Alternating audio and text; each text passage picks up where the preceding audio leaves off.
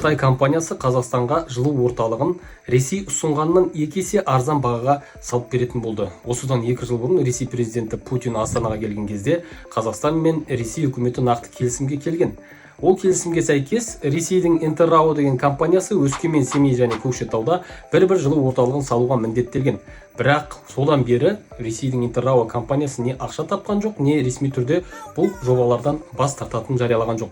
Қазір Украина мен соғыс жатқан Ресейде онсыз да артық бірде-бір тиын жоқ екені белгілі.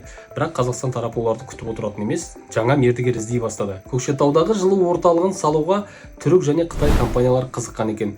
Бірақ оларға Қазақстанның қоятын өз шарттары, талаптары бар. Сол құжаттарды инвесторлардың алдына тастай салған кезде Қытайдың тек бір компаниясы осы жобаны қолға алуға келіскен.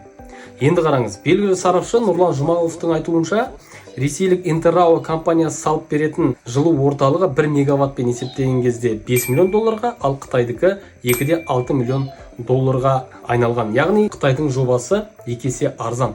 Жалпы Қазақстан нарығында кейінгі кездері Ресейдің компанияларын Қытай компаниялары ысырып жатыр. Инвестицияның келгені бір жағынан жақсы, екінші жағынан экономикалық тәуелділік жағында ұмытпау керек. Достар, осындай ақпараттар сіздерге қызық болса, біздің Тізгін порталының Тізгін медиа телеграм арнасына жазылып, видеоны бөлісіп таратып отырыңыздар.